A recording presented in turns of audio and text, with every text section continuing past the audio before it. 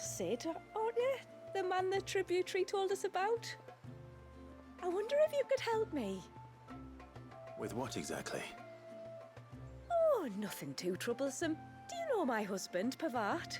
He's the village smith, among other things.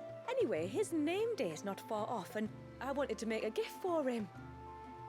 He's a craftsman, you see, and he's been fretting about running low on the flowers he uses for dye making, so I wondered if you might collect some for me and give them to him. Would this gift not be better coming from you? Perhaps, but it can't, for reasons I can't go into. Please, I know it sounds daft, but I'd be ever so grateful.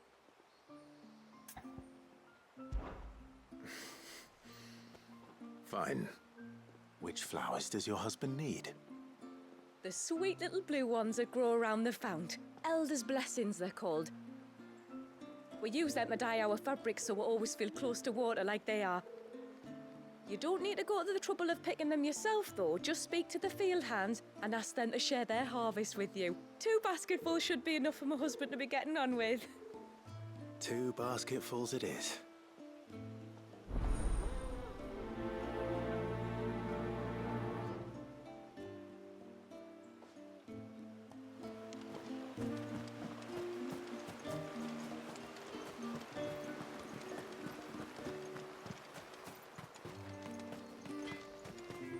I'm not arguing. Child.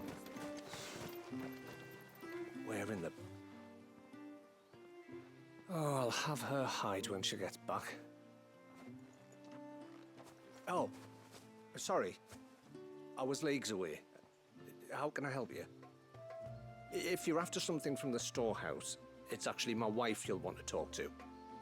She will have to charge you for the goods, though. Not that we'd fleece you or anything.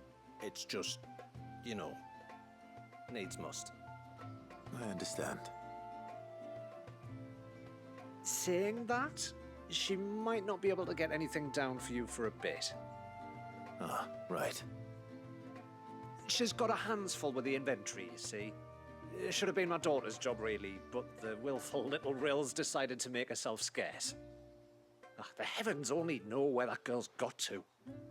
If you'd like me to keep an eye out for her. Oh, no.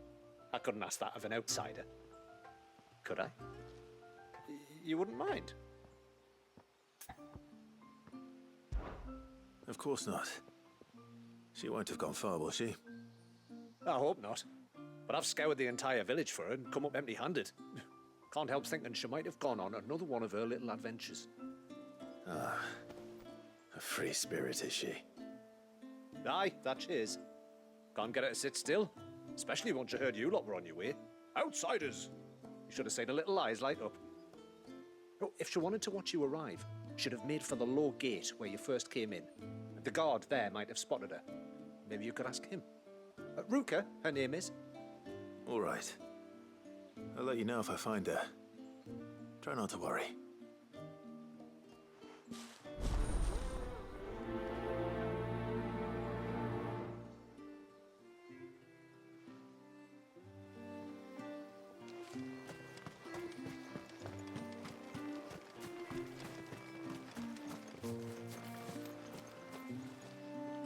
Excuse me. I wonder, might you be able to spare a basket of Elder's blessings?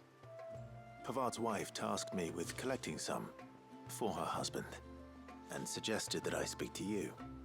Ah, Werda wants you to bless her better half with the fruits of our labour, does she? Go on then. Give the old fool something to squirm about. I'm sorry. Ah, don't worry about it. An old fool Pavart may be, but if you come bearing gifts, he's not fool enough to turn you away. I'm glad to hear it. Thank you.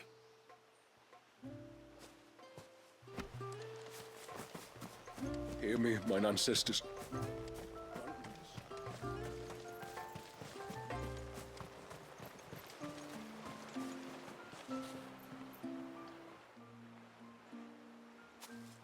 Ah, welcome to Haven, friend.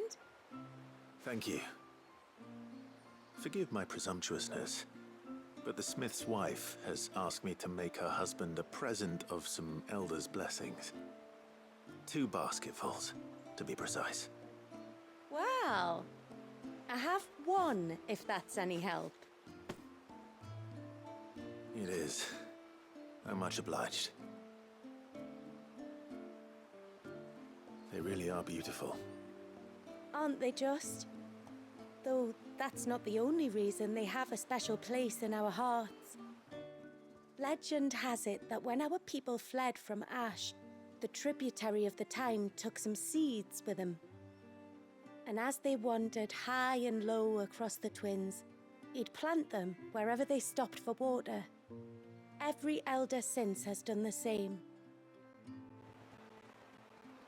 So when we finally put down roots here in the city, flowers did too.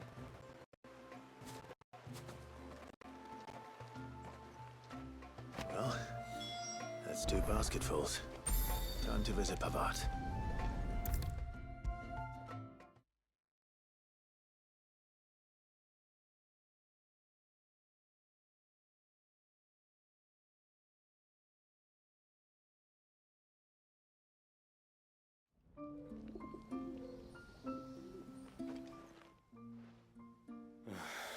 What do you want? Your wife asked me to bring you these flowers.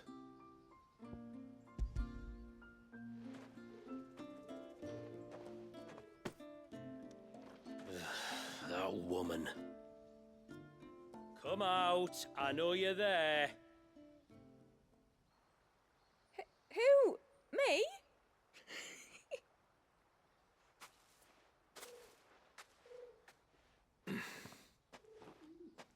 Would either of you care to explain what's going on? I'm sorry. I didn't mean to deceive you.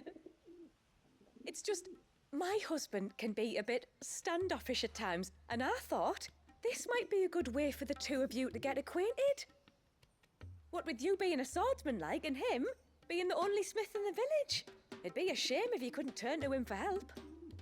The only reason he couldn't turn to me for help is because I had my hands full with all the orders you lot dumped on me. I'm pretty much done with them now, though. But, for the record, the tributary said that we were to lend you outsiders our aid, and that's exactly what I was planning to do. With or without my darling wife's meddling. Still, here we are. Acquainted. So, if there's out you need, just bring us the materials, all right? All right. All right, then. And tar for the flowers. I was running low. You use them for dyeing, I hear. Aye. Crush the petals and it makes a fine and lasting blue. We use it to stain the cloth for our tunics and pennons. To remind us where we come from, like. As modes of water. Children of the sea. That's right. The pattern, too, was left by our ancestors. The Ceaseless Rill, it's called. It symbolizes the river of our tribe, with the strength of Leviathan running through it. And no matter how that river has ebbed and flowed, changed its course, the flowers have always been with us, growing on our banks. I should get back to work. If you need something crafting, let me know. Oh, well. It was a pleasure to meet you. Wasn't it just?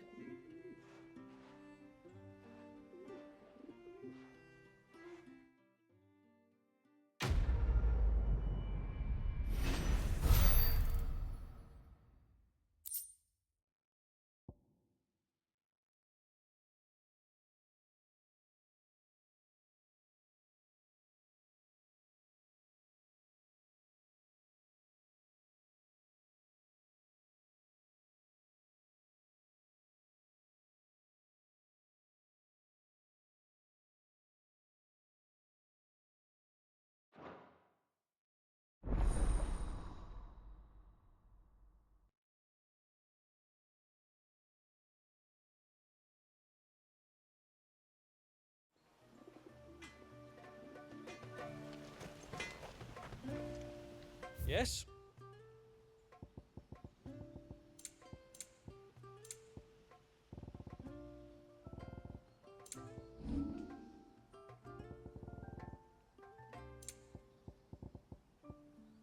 Till next time, then.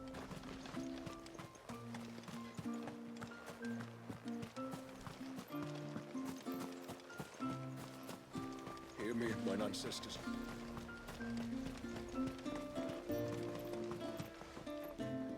Excuse me. You haven't seen the storekeeper's daughter, have you? Little Ruka? I have, as it happens. She went out through the gate not long ago. Out of the village? Alone? Aye, she does it all the time. There's a path off to the left which leads down to the river. Nice little spot, that. And safe as you like. The beasts of the mountain don't dare come so close to the village. That's where she'll be. Go and have a look if you don't believe me. I will.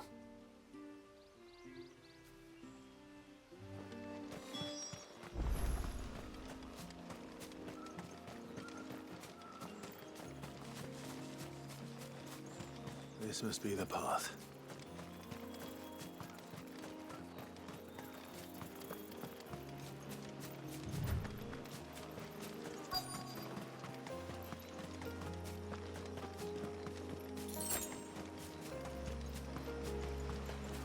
They're not here either. It's you! I've been looking everywhere for you. You must be Ruka. You know my name? Can you lot read minds? Your father asked me to keep an eye out for you. You left without telling him where you were going. He was worried. But I went to look for you. Well, now you found me. What do you say we head back to the village and let your father know you're safe? All right. And on the way home, you can tell me all about the world beyond the wall. I want to know everything. Everything might be a stretch.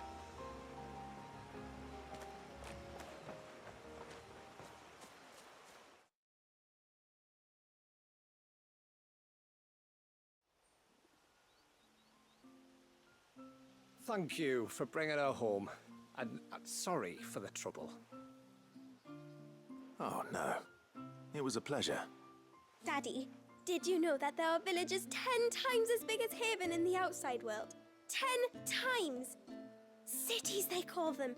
And in these cities, they have great big walls and towers and castles. Oh, to think I was worried. You can tell me all about the outside world later, Sweet Pea. Now go and help your mum with the stores. All right.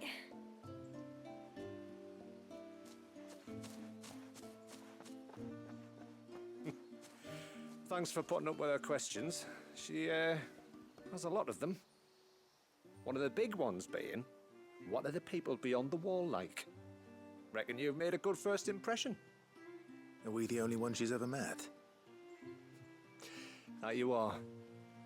The rest of the world can't know we're here, so we'll have to be very careful who we're letting in and out. A few of us might make the occasional trip to shore for supplies, but for the most part, we'll make do with what we've got, including what the old Northerners left us. Yes. You built on top of the old ruins, didn't you? Well, they make for fine foundations. Their masons clearly knew what they were doing. That's one thing we don't have to worry about. Oh, it's everything else that's the problem. Medicines, metals for tool making, anything like that. We have to dress up as traveling merchants and make a trip to the outside and pray to every cloud in the heavens that nobody sees through us. Which explains why you need Gil. Aye. And now Ruka's back, my wife should be free to assist you with any potential purchases. So please, do make good use of our stores, because we fully intend to make good use of your coin. I'll be sure to keep my purse strings loose.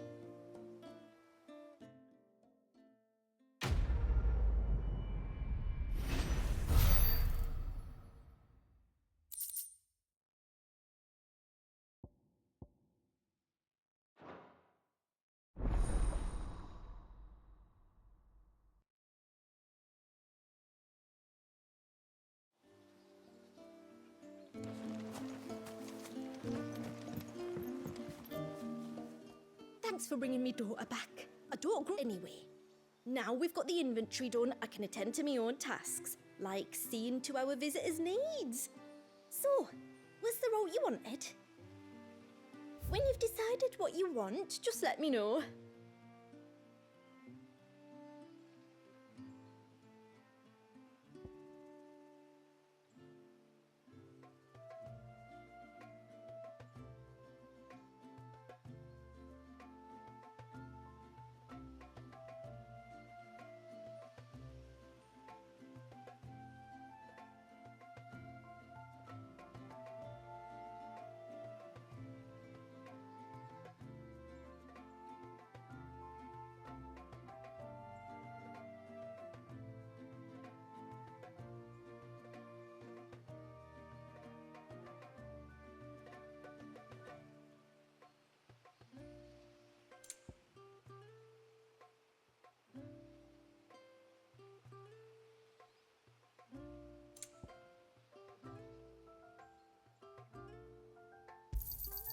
Here you are.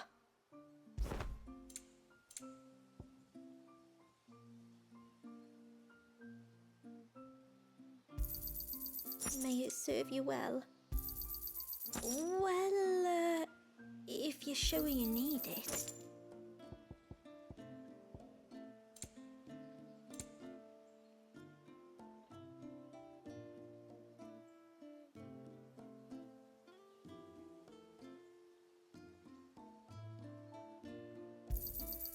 May it serve you well. Very well. What do you think the tributary sees in those outsiders? Enough to welcome.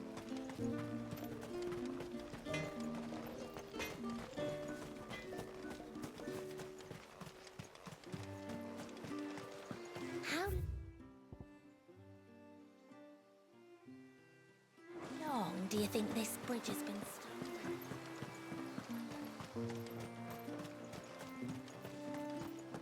Suddenly, there were curves everywhere.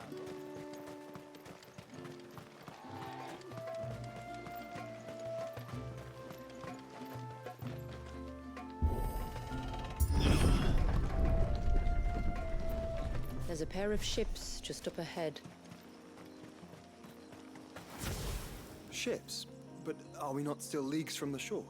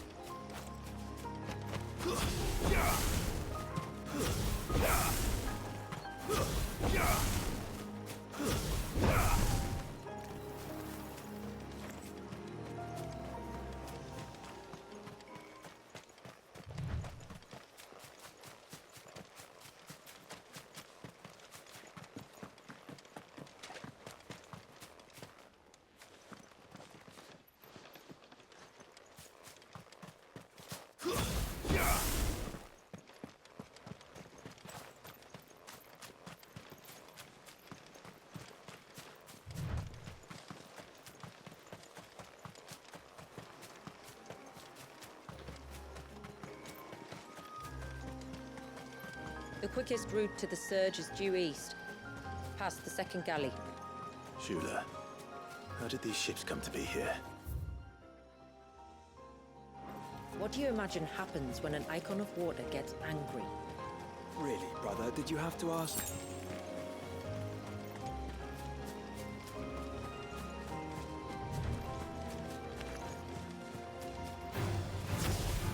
Tonberries.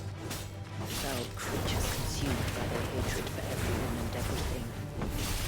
Everything save sharp knives, it seems. Over here!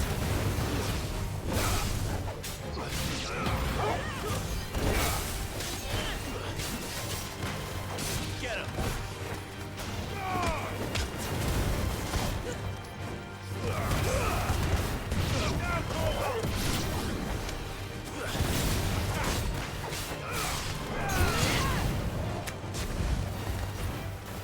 Sick him!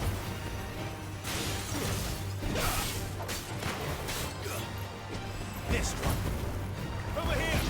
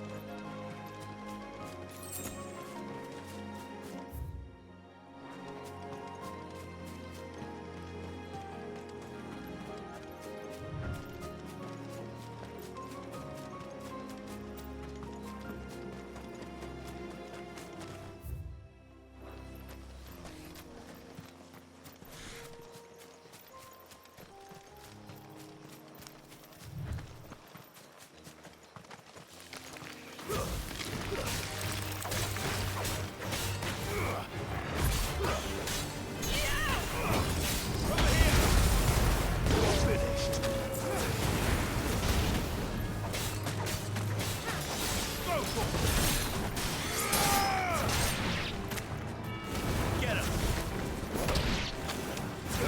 Sick him! Get him! Farewell!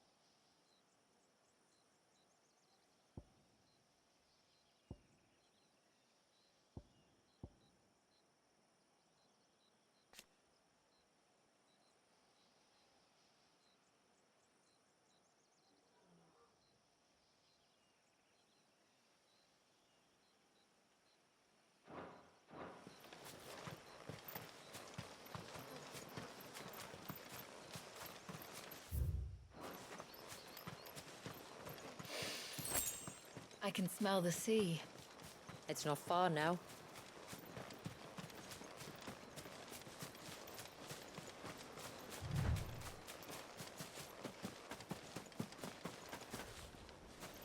How will we reach the surge?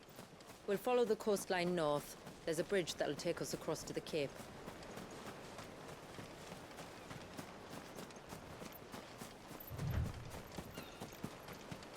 You don't want to go down there. Trust me. Do I even want to ask why?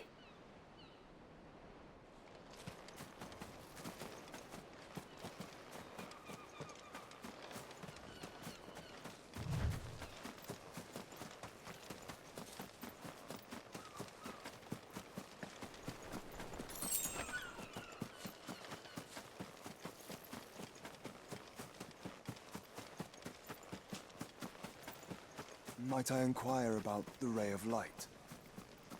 It's what prevents the surge from being reclaimed by the sea. And Dwalius by his people.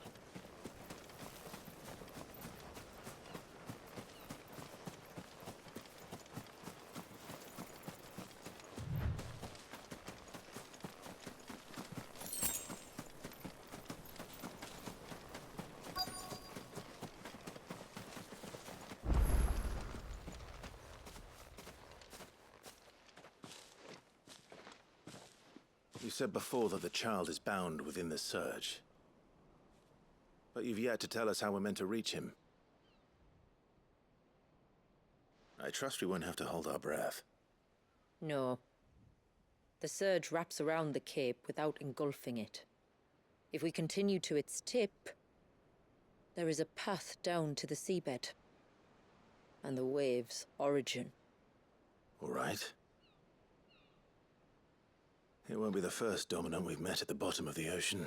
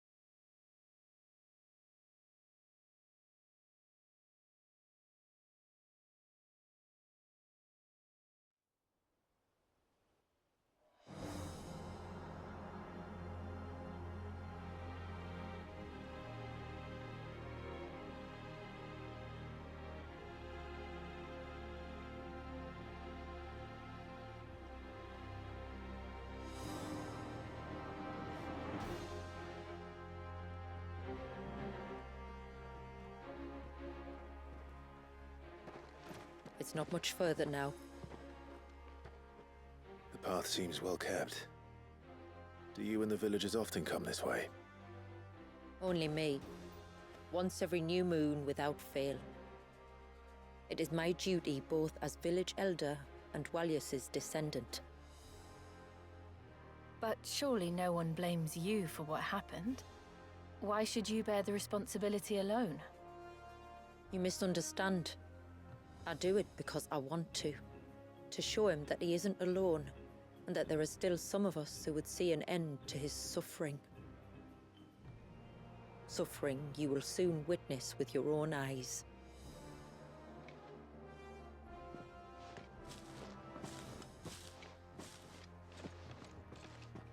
The forest grows quickly here.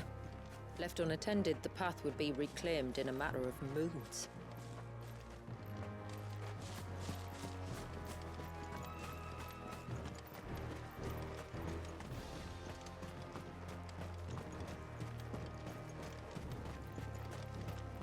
Does the light point the way to the child? It does indeed.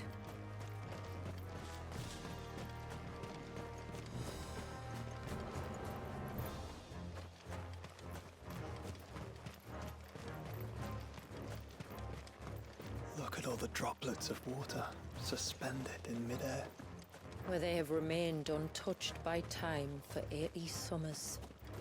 It's not right. No. It's not.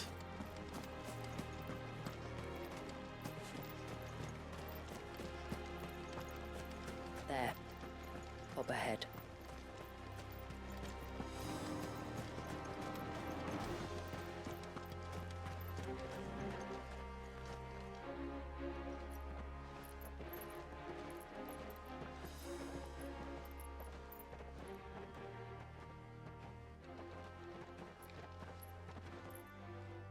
Down in the center. Follow me.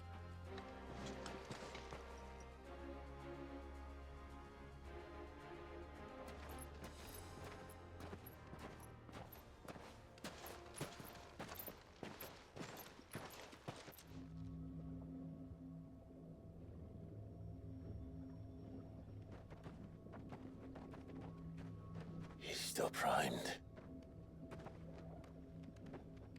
I'll never forget my first priming. The fear. And I was old enough to understand what was happening. One can only imagine how this poor child felt. He is the victim of an unforgivable sin. Committed by people who saw him as nothing but a means to an end. He must be so frightened. Then I'll ease his burden. You don't mean? I'm not going to hurt him. Contrary to the tales, I don't go around killing dominants for no reason. What if I told you there was a way to remove Wallis's Eikon? I tell you, you were a madman. It's hard to believe, I know. But it can be done. Though, it isn't without its risks. Part of the Eikon remains no matter what. So, it might still come to violence. I don't know. It depends on the dominant. I've seen things end well, and I've seen things spiral out of control. But I do know one thing. If we turn our backs on this child, there will be no end to his suffering. And I think that a worse fate than the alternative. Don't you?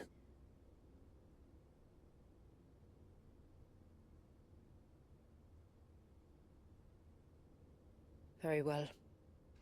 Do what you must.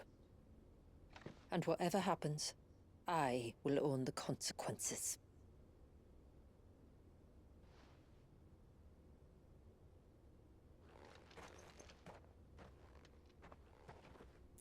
Don't be afraid, little one. Let me bear the weight.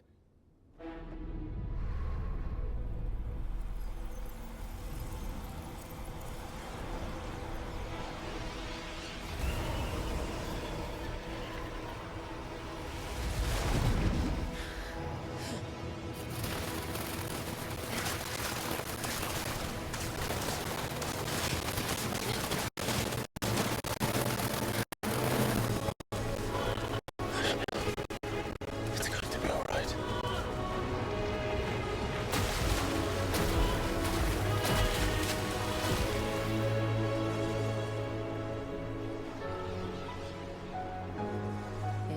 Is it done?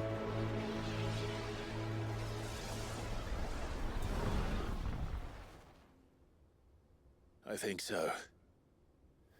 I can feel the Eikon inside me.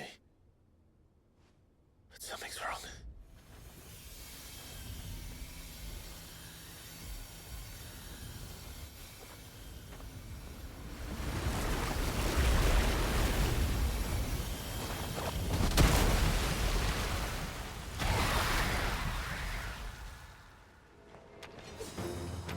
He wasn't just afraid. He was angry. All right. Let's see what you've given me.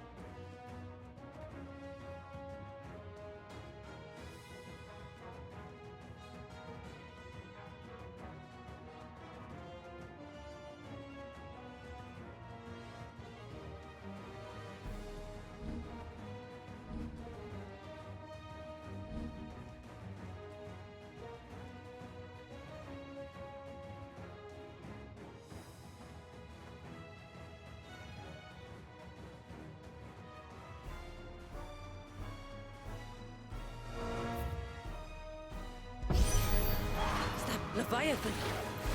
Right, just a negative, but a formidable adversary nonetheless.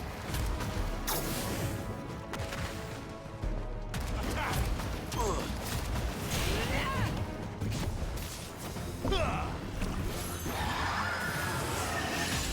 look. He has friends.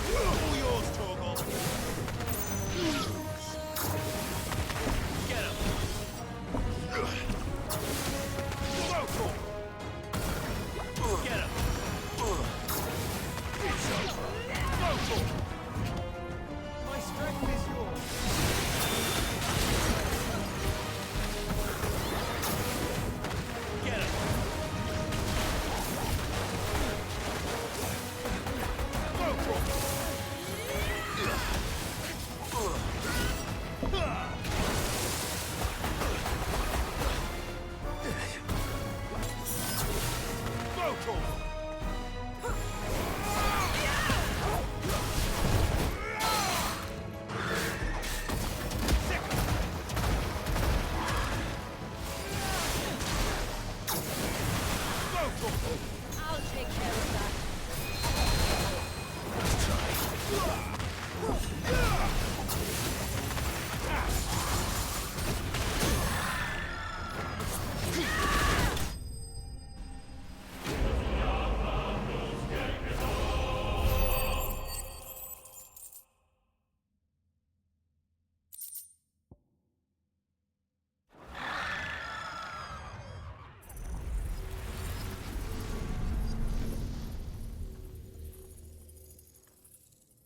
Is everyone all right? He seems calmer now. You said Walius was frozen in time. But he knew we were here. How? I don't know. He's never reacted to anything or anyone. Until now. The child has been bound for nigh on a century. If he has been conscious from the first, we must remove the seal at once. It's not that simple. I wish it were, but...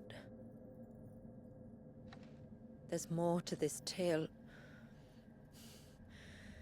It would be better if I explained back at the village. I see. Then let's return before it gets dark.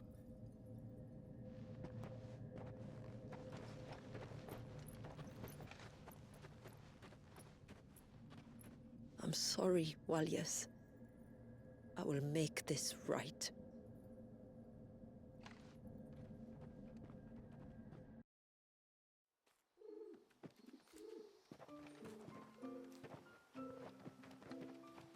So, part of Leviathan is inside you now, is it? Does it hurt? No. Not anymore, anyway. Good. Because I still have need of your strength. If you want to know the rest, we should head to the Witten Hall. Of course.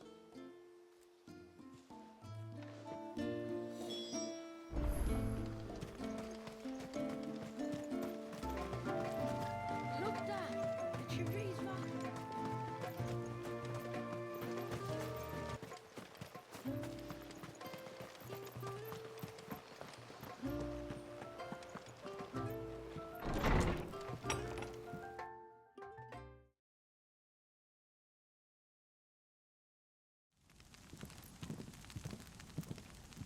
To understand the spell which binds Walius, you must first know who we are, and what drove my forebears to commit such an atrocity. This tapestry is our story, the one that brought us here. After generations of wandering, my people sought refuge in northeastern Storm, some 170 years ago. But in exchange for our safety, the Gregorian Church demanded we renounce our faith, and branded us heretics when we could not. To be exterminated, as a lesson to others. And so was it chronicled in the Imperial histories, for anything less would have made the Church seem weak. Yet a handful survived. The few who did fled north and west, and in doing so discovered two things that would forever shape our fates. The first was an old legend, revealing how to make your very own Mother Crystal. But that's impossible. As they were soon to discover, aye, far too late. Our ancestors convinced themselves that they could recreate the divine if they could only find a strong enough heart. A living being capable of channeling torrents of ether. And the heavens provided. A dominant Walius. They'd stumbled across a nostrum in an ancient ruin, which they believed could provoke a sudden outpouring of a creature's ether. They meant to enrage his Eikon. Leviathan would have destroyed everything, had our people not made their second important discovery. A means to stop time itself. Where did they find that? The Northerners had no such magics, or they would have used them. When our ancestors first arrived, the land was uninhabited, save for an old witch who lived on the highest peak. Her body had been consumed by the curse, a cruel payment for her long years of service to the Northern Thanes.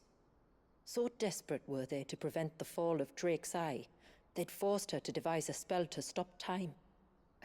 But Drake's Eye did fall. It did. When she finally perfected the necessary magics, it was already too late. As punishment for her failure, the Thanes exiled her to this forsaken place to live out the few days she had left. Knowing her suffering, our ancestors cared for her as best they could, and in return, she gifted them her spell, that even though she should die, her legacy might live on.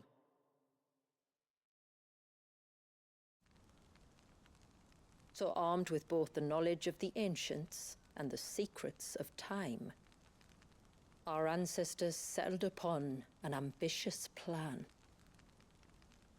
They would create a new Mother Crystal, and enchant it that it might endure for all eternity. Thus would our people's wandering, our suffering, finally end, and prosperity visit us once more. And all it would require was the sacrifice of a single child. A small price to pay, or so they believed. Another victim of man's blind reliance on the Mother Crystals. So we know the seal's source. How do we break it and restore the flow of time? Do you recall the dome of light on top of the cliffs to the west? Inside lie the ruins of an old temple. It was there that the witch built the Vare, a conduit of sorts that channels her remaining ether into the surge. But it's been a long time since anyone set foot in the place. And now, there are others who claim it as their own. Then we shall go prepared for a fight. That said, it may be best if one of us stays behind. You think the village could be in danger? We saw the ether flow from Wallius in all directions, but only encountered a single familiar. There will be more. And should even one make its way here, I doubt the walls could hold it back for long. Then I shall stay. The Phoenix will see your people safe, tributary. You have my thanks. Very well. We should depart at once. I fear time may no longer be a luxury we can afford.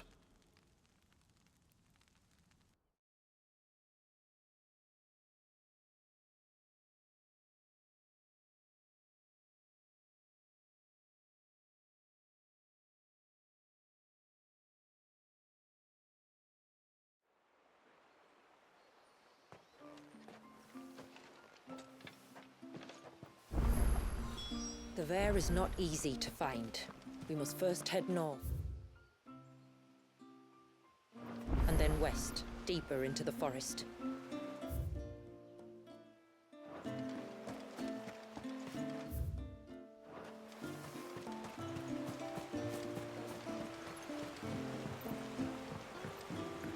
My lord, may I speak? There is a matter with which I would beg your aid. Of course, what is it? Please, not so loud. Something serious then? Yes. I think we might have company. I was passing by the low gate when I saw a figure moving among the trees up on the cloak. At first, I thought it must have been you or your brother, so I didn't say anything, but the more I think about it, the more certain I am that the figure looked familiar. And you're sure it wasn't one of the other villagers? Positive. I think it was someone from outside the wall who has found his way inside. Of course, it could just be my imagination playing tricks on me. I only caught a fleeting glimpse, and it might have been you or your brother. But if it is who I think it is, we cannot allow him to leave now that he knows we're here. Would you go and see? Oh, he won't try to hurt you, believe me. Given what lurks in the forest, the only one likely to get hurt is him. Very well. Whether the man you saw is who you believe him to be or not, we need to know. It may yet be someone else entirely. Someone who means your people, or my people, harm. Perhaps. Just promise me that if you do find someone up there... Don't worry. I won't draw my sword unless I need to. Thank you. Ymilla, this man you saw, might he be the customer you told me of? I fear so. The customer? I'll explain later. Come on.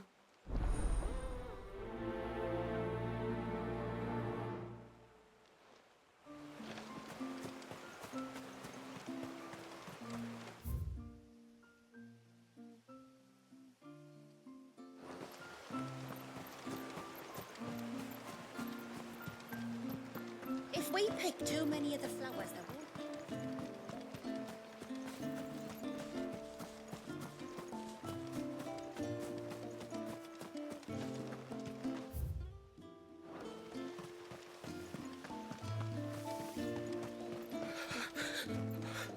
I can't. Just try to breathe. That's it. Is everything all right? Ah, you're the outsider. I'm Fannet, healer by trade. And this is Talor, one of my patients. He took ill not long after you arrived. Nothing too serious, I hope. I hope so too, but But this affliction, it's like nothing I've ever seen before. He complains of feeling chilled to the bone, but there's no fever to go with it. And my most powerful antalgic hasn't done a thing to ease the pain in his chest. I'm starting to wonder if his condition might require a different kind of treatment altogether. Shula said that you were here to help us. You couldn't help me, could you? I'd be happy to. If I can. You can, don't worry. All I need you to do is speak to Talor's son, Pavat, over at the forge, and ask if he knows what his father was up to before he came down sick. Something must have caused this, and I want to find out what. The trouble is, Talor's too weak to speak, and I can't leave his side for long. So while you talk to Pavat, I'll pay his wife word a quick visit, just in case she knows anything. All right.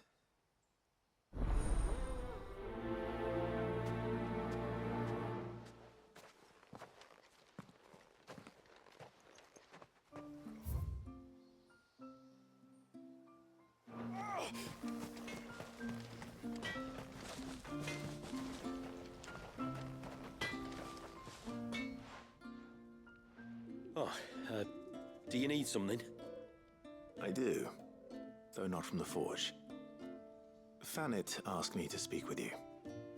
She's looking into the cause of your father's illness and wondered if you could shed any light on the matter. I see. Sorry. She shouldn't have dragged you into this. It's no trouble, really. Tell me, did your father do anything out of the ordinary before he fell ill? Not that I know of. But then I hardly see him. He's always out and about, like. Well, at least he was. Suppose he might have been a bit more fidgety than usual, but apart from that. When you say out and about, where does he usually go? Just round the village. Wanders over to Blazier's place most days. He's a fisher who lives on the other side of the fount. They're old friends. Maybe he knows something I don't. Maybe. I'll go and speak with him.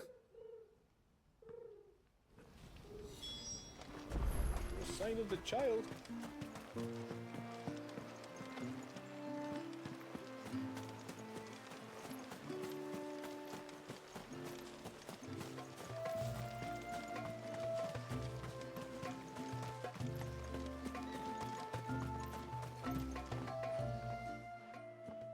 Greetings, stranger.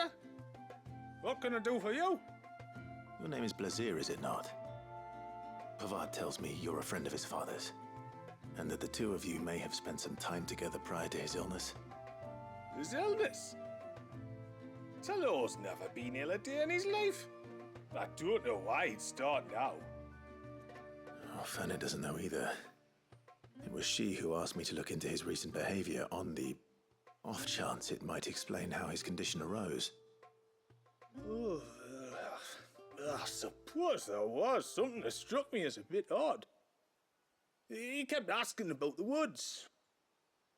Did you see anything strange on your way back from the shore? Are you certain? Do you swear? That kind of thing. I didn't, of course. But he wouldn't let it go. It was like he was expecting something to happen. It was just a matter of when. Not that I know what. Well, he never told me anyway. Well, that certainly does sound unusual. And it might just be what Fanet is looking for. Thank you. I don't mention it. Oh, and when you say Talor, wish him the best from me, yeah? Let's see what the healer makes of this.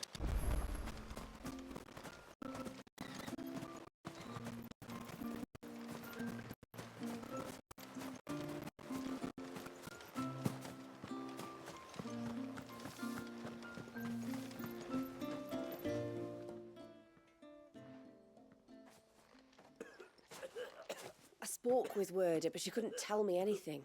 Did you have any better luck? Nothing conclusive. But there was one thing. Blazir, the fisherman, told me that Talor had taken a sudden interest in the forest of late. He kept asking him if he'd seen anything unusual there on his way back from the coast, but never let on what exactly he was expecting him to have seen. The forest between here and the coast. Surely not. But then... I can't say for sure. But I think Talor's illness might have some connection to the Tonberries. You may have encountered them during your time here. The small, scaly beastmen. And you think they may have caused Talor's illness? I do. At least in a way. And if I'm right, it's no wonder the treatments I've been trying didn't work. Oh, I know it's a lot to ask, but would you go down into Father's Fell for me? There's an altar there. And if my fears are true, an offering upon it. What is going on here? Please. I'll explain everything when you return, but time flows fast. I beg you, make haste for Father's Fell and take the offering from the altar. Talor's life may depend on it. Very well.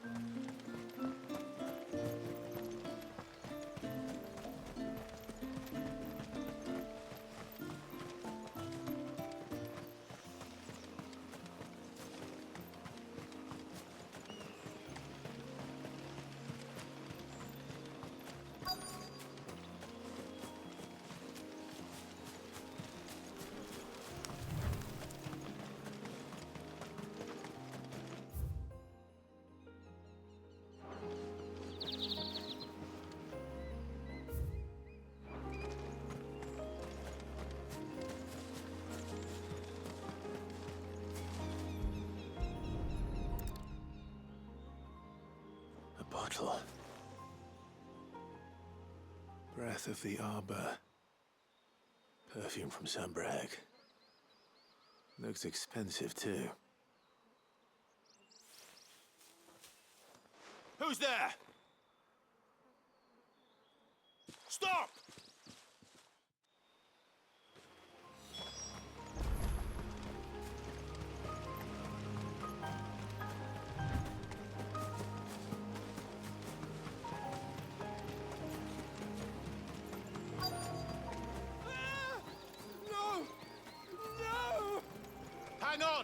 I'm coming!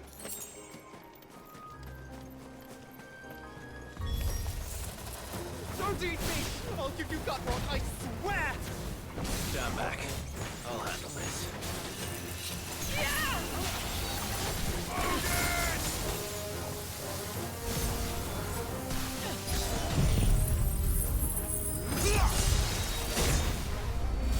Don't stop!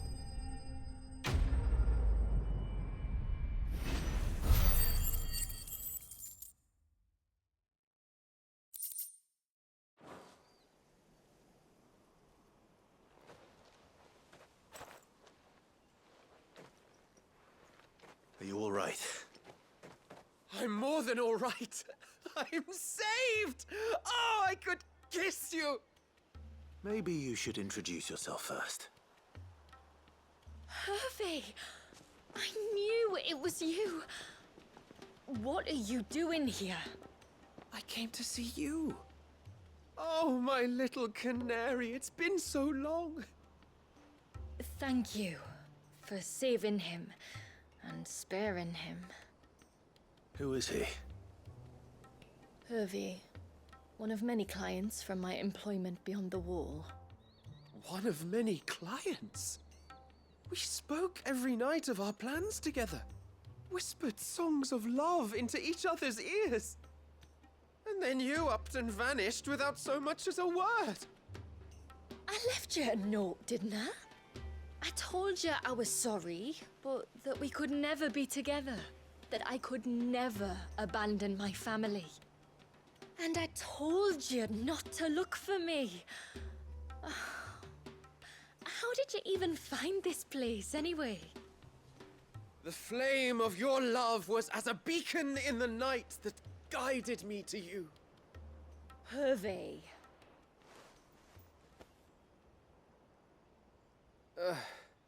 I was walking by the coast near Northreach when I saw a lady who looked like you. Eyes like the ocean. Hair like the driven snow. The next moment, she and her companions were jumping in a skiff and sailing out towards the wave. So I, borrowed the nearest boat and started rowing. It must have been Shula bringing us here. So what? You rowed, found and knows how many leagues across the bay, simply because you saw a woman with white hair.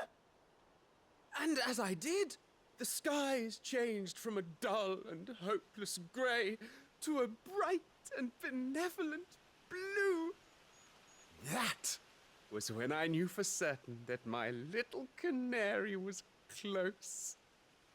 Oh, why did you come? You should have forgotten me, as I tried to forget you. I cannot leave my people, Hervey. And now that you know about this place, neither can you.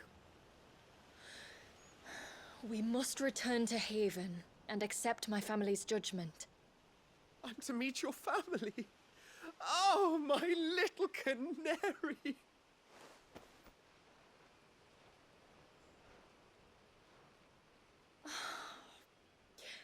Please, come and see me later. You did as I asked, and you must be rewarded for it. But first, follow me, Hervey. To the end of the world and beyond.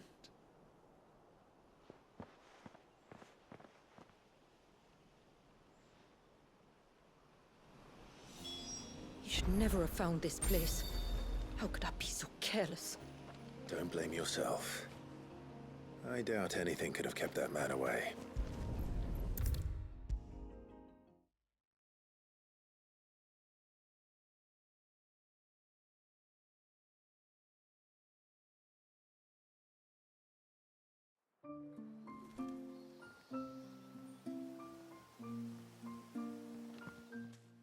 Forgive me. There's nothing to forgive. You two met at the Vale, I take it. When I worked there, yes. To earn the coin that my people need to survive. Though Mysidia is our sanctuary, there are certain necessities that it cannot provide. And for that reason, some of us seek employment beyond the wall. Yet few are the opportunities for followers of a strange faith in a strange land. And so you supported your family as best you could. I did. And I have never regretted it for a moment. I found a second family in the Vale, and in the Dame, a second mother. I also found Hervey. But our love could never be. I knew that if I revealed my secret to him, I would be putting my people in danger. But that if I did not, I would be living a lie, unable to return home. What will happen to him now? Since our people settled in Mysidia, uninvited visitors have been few and far between, but not unknown. Explorers, survivors of shipwrecks, none lasted long. I see. That was before my time, you understand. I've never had to make a decision like this before. Ymila, know that I do not blame you for any of this. It was me who decided to make the trip to shore. Me who exposed our secret. This was my mistake, and I shall bear the responsibility. Thank you, tributary. I only beg you to remember that Hervé means us no ill will. He's just a fool. A fool who loves me. I will take that into consideration. But yours is not the only voice I must listen to. The whole family must be consulted, and it may take time for me to arrive at my decision. I hope you understand. Of course, tributary. However long it takes. Come what may, I thank you, my lord, for bringing us back together.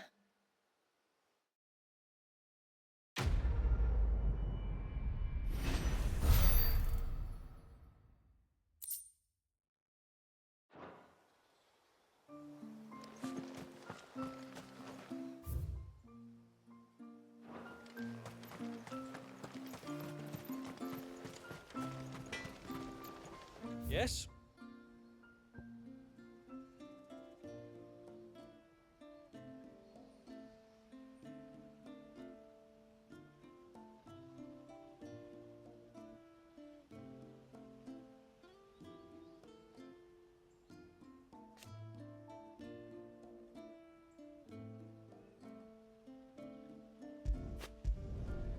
There.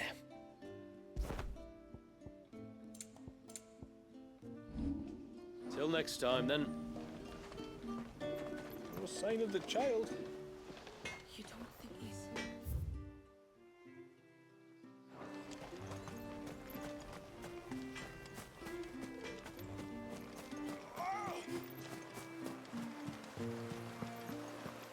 Bastard things. Oh, I never should have let him go alone. Ty, take me. What am I gonna do? You've got to help me. Shula said you were a force to be reckoned with. Are you? Why do you ask? Hey? Oh, sorry. I should explain. My name's Kitav. I'm worried about a friend of mine. He went into the forest and he hasn't come back. Would you help me find him? I can try. Tell me what I need to know. Of course. You know about the glamour our ancestors cast to keep this place hidden, right? Shula told us about it, yes. Right. So you know the cairns we use to maintain the spell? Well, it's me and my friend's job to maintain them. If it weren't for the likes of us, it would have faded years ago. So your friend went into the forest to visit one of these cairns? Aye, that's right. He said he was going down to Father's Fell. There are two cairns out that way, one by the banks of the Swift Run, and another near the Winged Wains, the, ships in the forest. All right. How will I know this friend of yours? His name's Nassef. He's about my height, but clean-shaven. If you could track him down and see that he's come to no harm, I'd be much obliged. I'll search the village, just in case anyone's seen him, and meet you back here. Very well.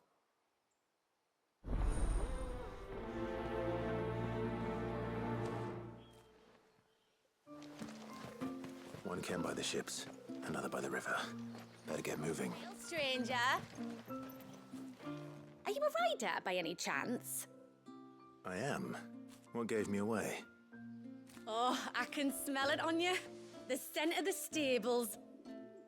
And not just any stables. Something tells me you've never been one to ride half-starved birds with chine-gall and wet beak. If I had a guess, I'd say your bird eats only the finest greens and has her feathers groomed twice a day with a curl hairbrush. Nothing but the best for my ambrosia. Ambrosia, eh? Pretty name. What's she like? Well, she's tall and strong. And her feathers are as white as snow. You're joking. You've got a white chocobo. I have, yes. I suppose they are rather rare. This I've got to see. Can you bring her here? I would if I could, but I doubt Shula's skiff could hold her. Me dad's got a boat. And he's ferried chocobos before. You could get him to bring her. It'd be perfect timing and all. He's preparing for a trip beyond the wall as we speak. I'm sure he'd help you if you asked. He would. Well, I don't suppose it would hurt to have Ambrosia around. All right then. Where could I find your father? He'll be in the storehouse on the other side of the brook. Tell him Manda sent you.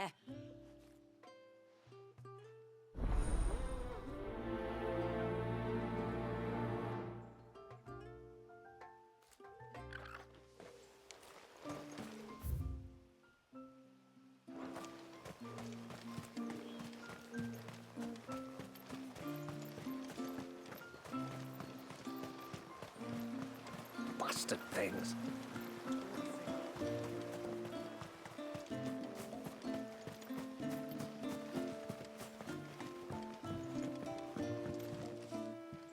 You one of the outsiders, then?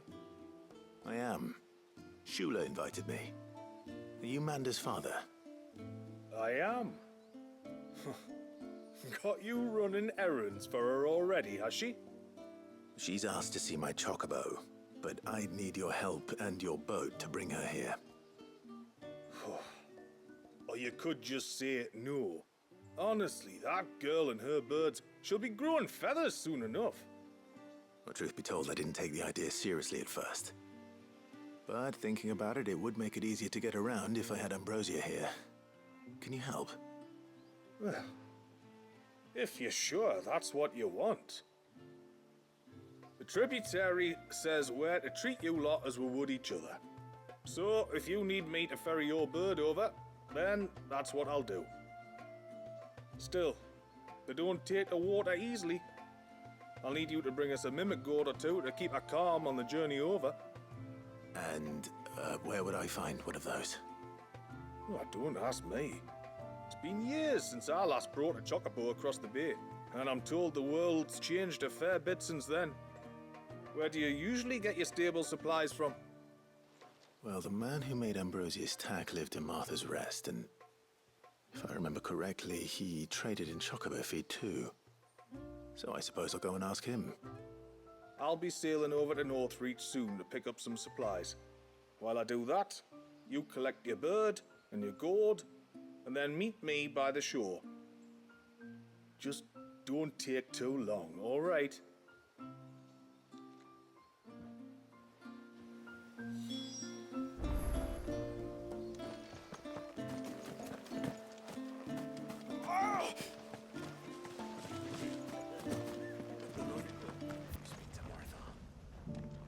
I remember you. You're the one who saved Whiteheart. How's the old girl doing? She's very well. Thank you. Oh, don't thank me. You're the one who saved her. Anyway, what brings you to the rest today? I was hoping to purchase a mimit gourd. And I thought you might be able to tell me where I could find one. Oh, reckon I could do better than that. Just so happens, I've got a whole cartload of the blasted things. Not a buyer in sight. Really? Aye, you'd be doing me a favor taking a few off my hands before they turn to mush.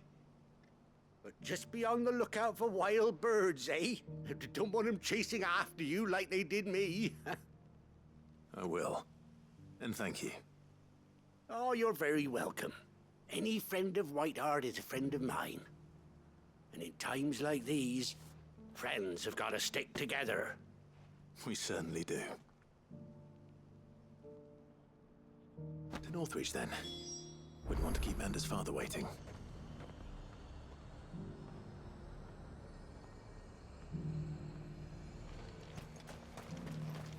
And now might I help the guest? Run like the wind.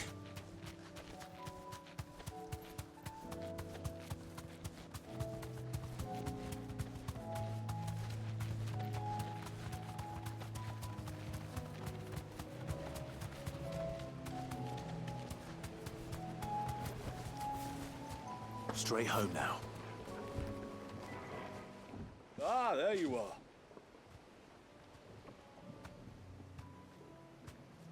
And this must be Ambrosia, was it?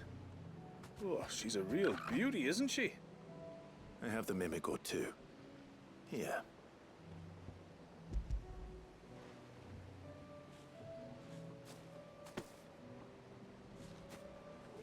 Thank you kindly. Soon as she's gobbled this up, we'll set sail. We're going to take a little trip across the bay now, Ambrosia. Don't worry. You'll be all right.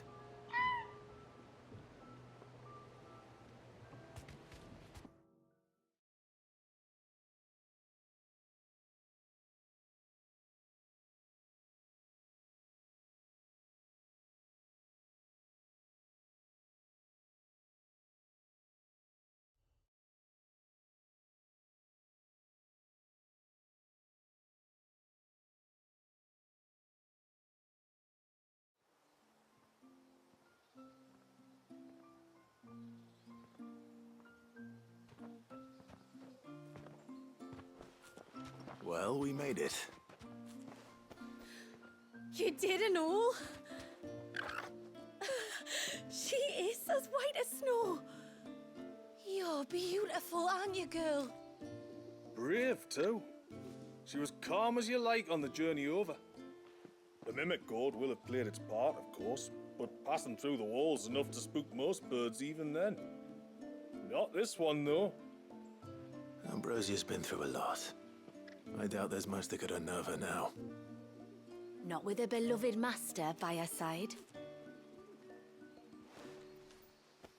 No. It's you who looks after me, isn't it, girl? Anyway, thanks for bringing her here. I hope I can breed a bird like her someday. And if you and Ambrosia need ferrying back to Northreach, you only need say the word. Thank you. But I think we might explore Mysidia together. What do you say, Ambrosia?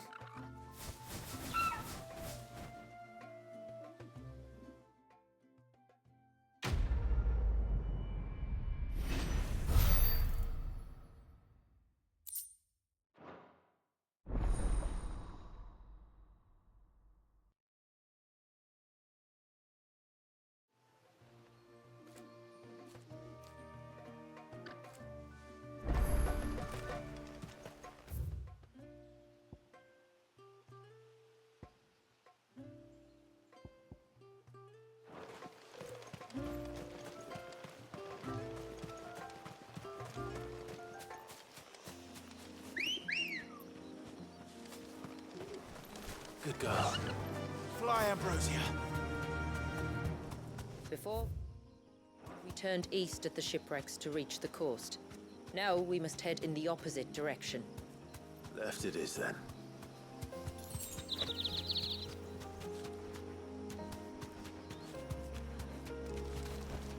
Back to the stables, girl. If there's one thing I know about beastmen, is that they love to hide in the dark.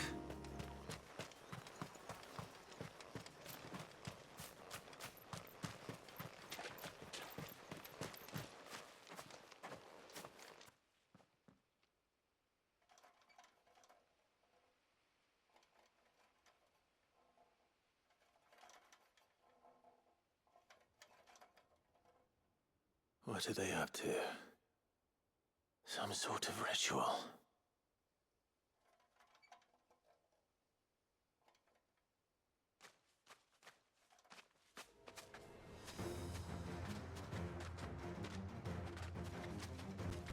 Sorry to disturb you.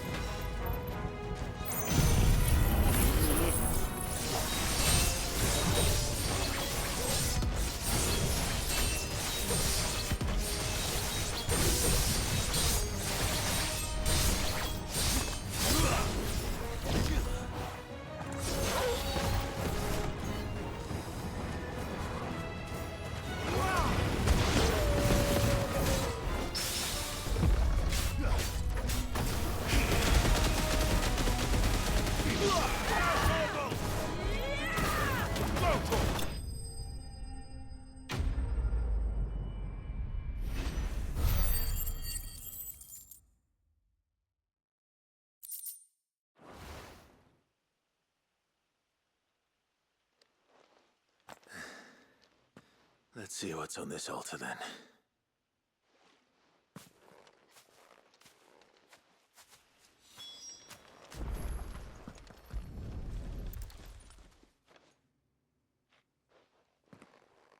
A silver chain. I doubt the Tonberries made it. This must be what Fennec was talking about.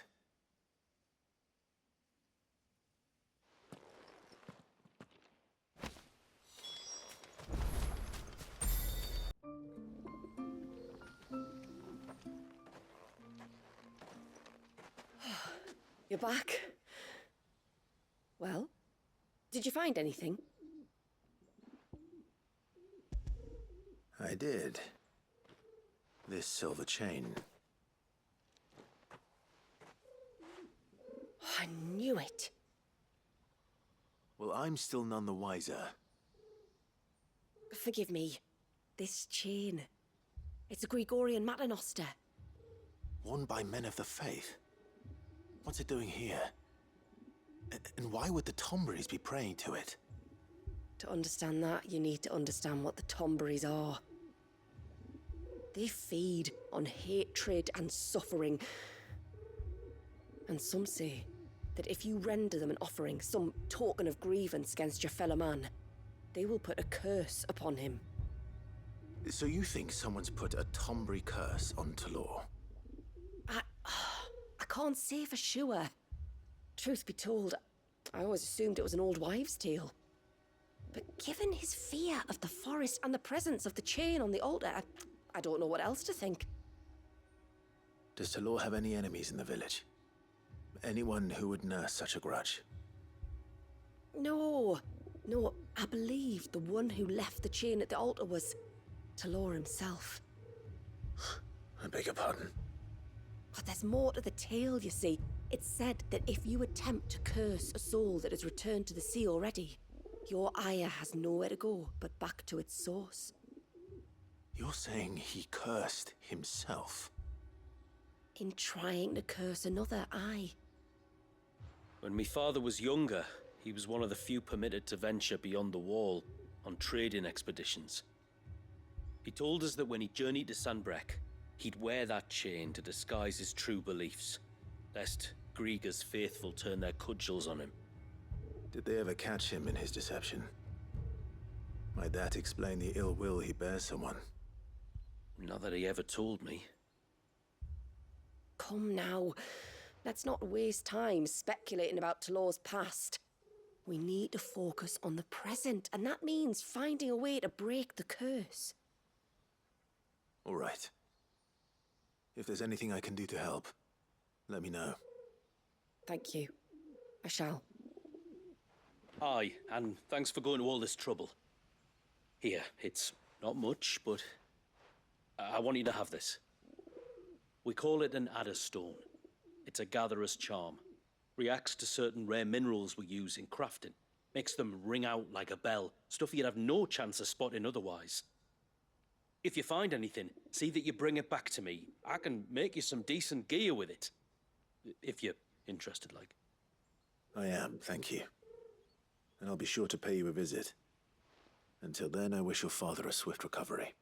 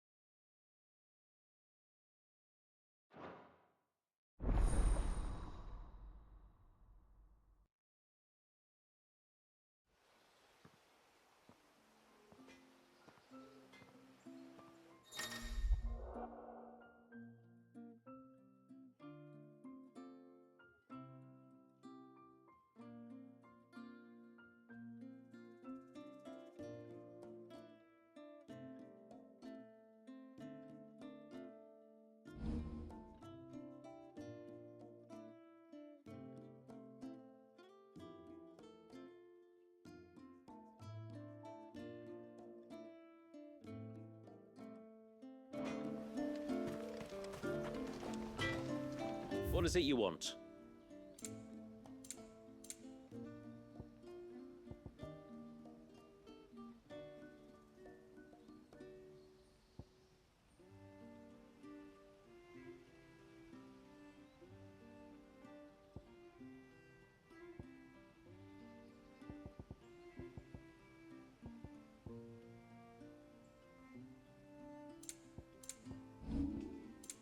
Till next time, then. No sign of the child.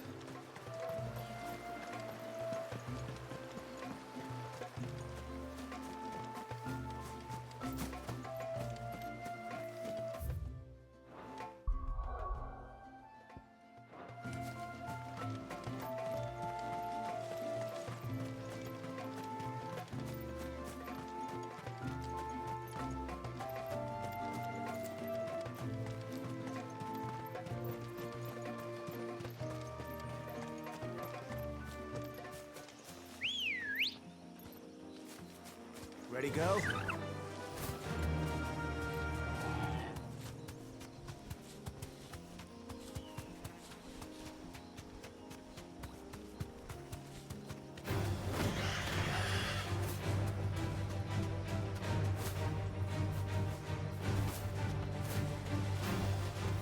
No need to ride from here.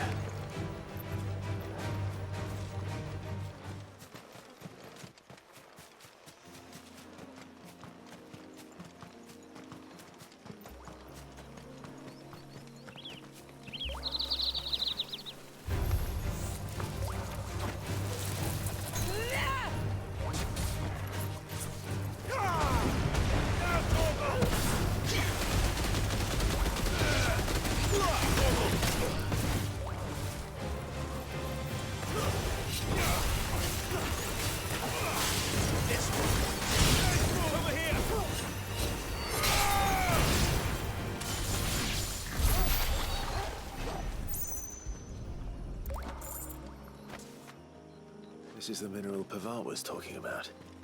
The one that rings out like a bell. Run like the wind.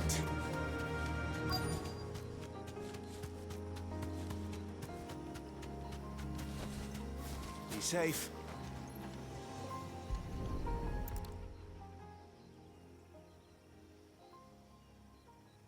Well, here's the cairn.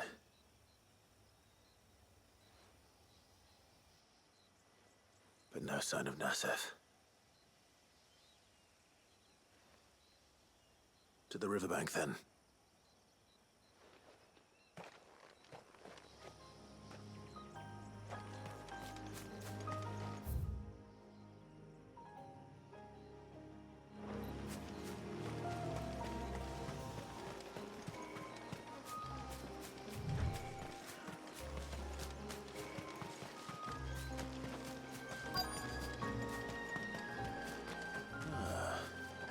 Who have we here?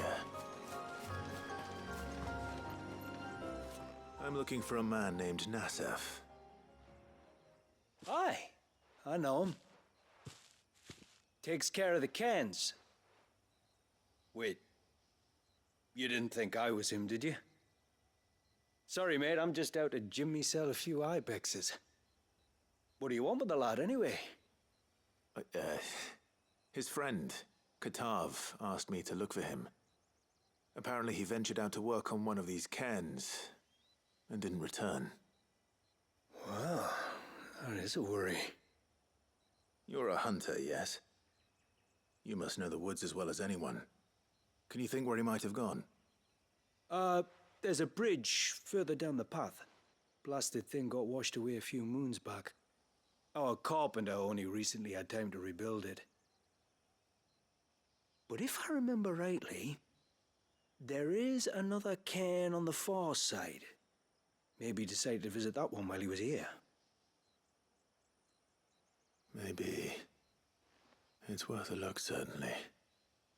Thank you. Don't mention it. I'll keep an eye out too. Perhaps he just got delayed or something. Let's hope so.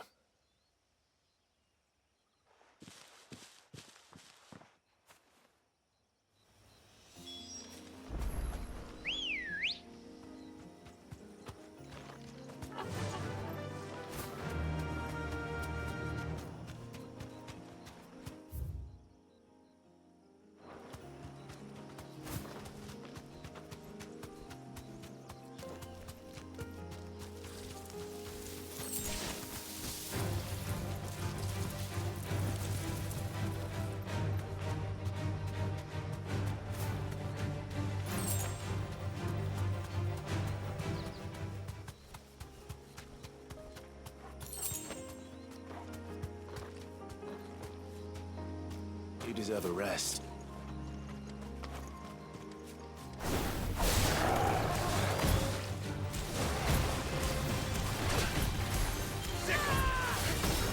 Nice try.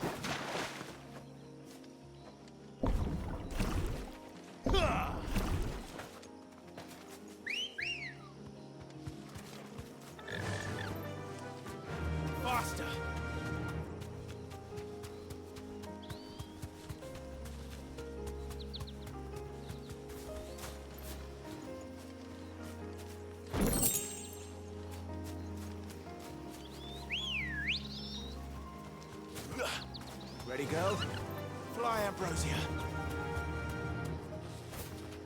Guess we're all ready.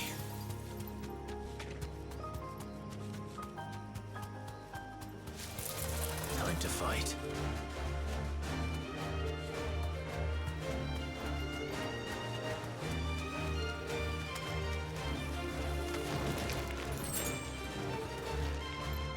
This must be the bridge the hunter was talking about.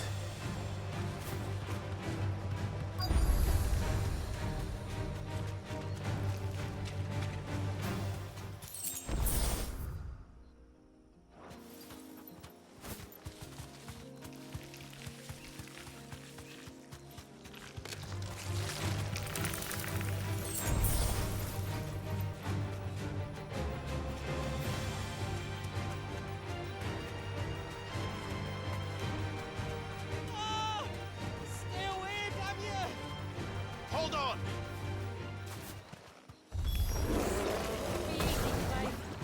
This one.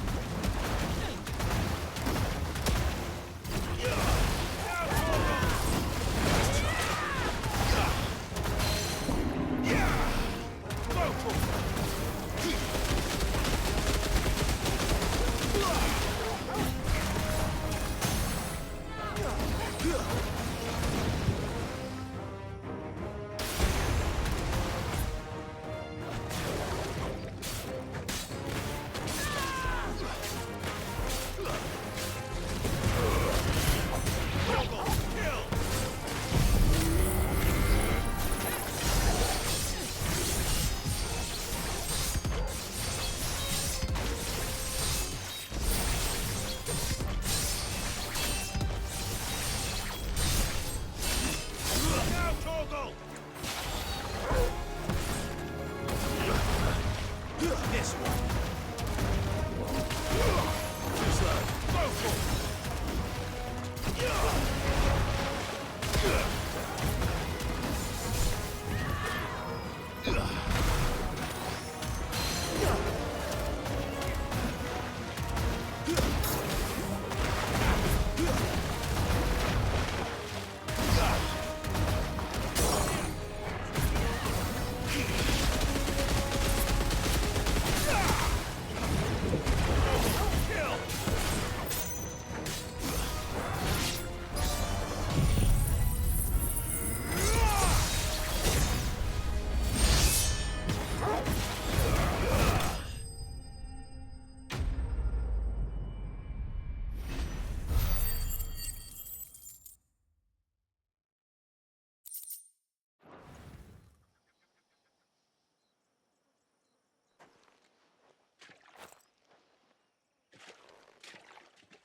Oh, thank you.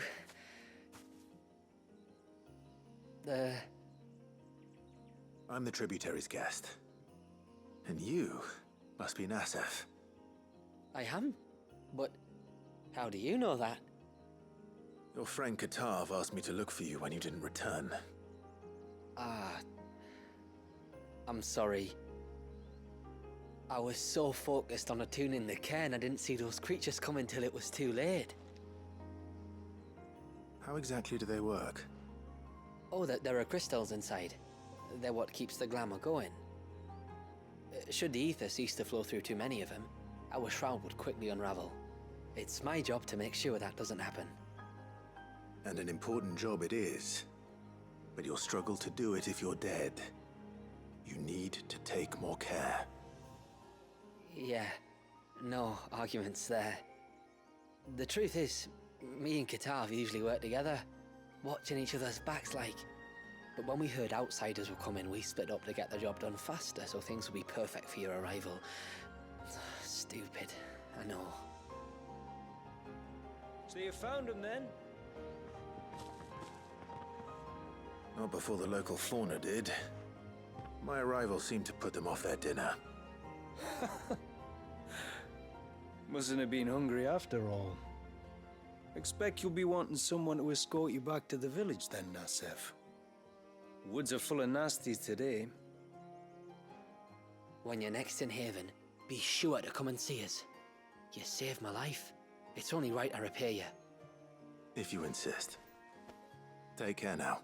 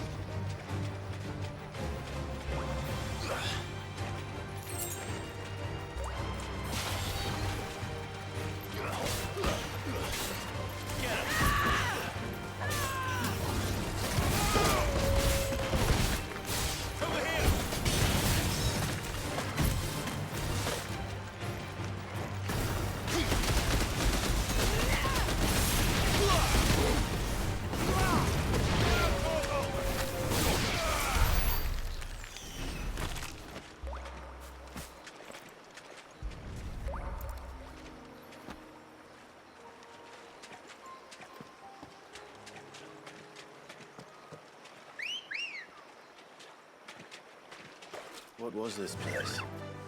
An old settlement, we think. It was already long abandoned when my people arrived. Leviathan drowned it before it could be fully explored.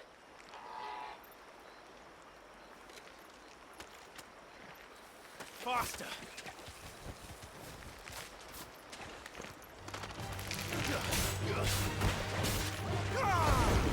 All yours! Get him! Get him! Over here!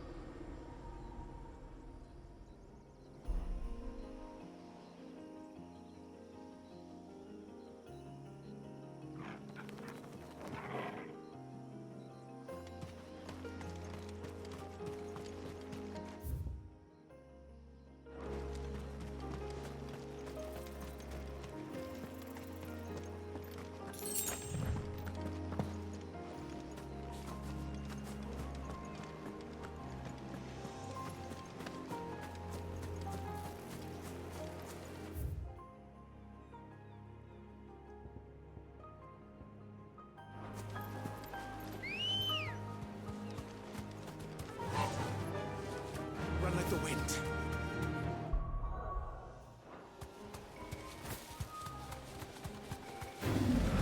No holding back. Straight home now.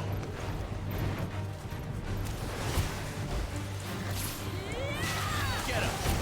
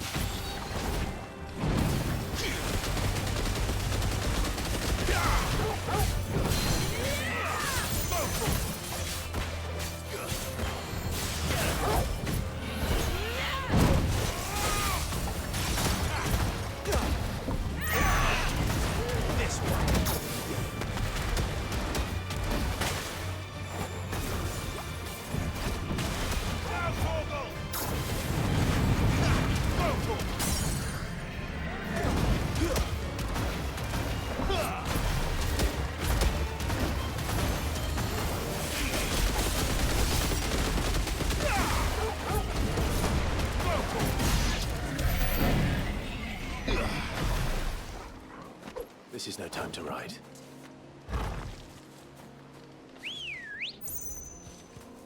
Come on.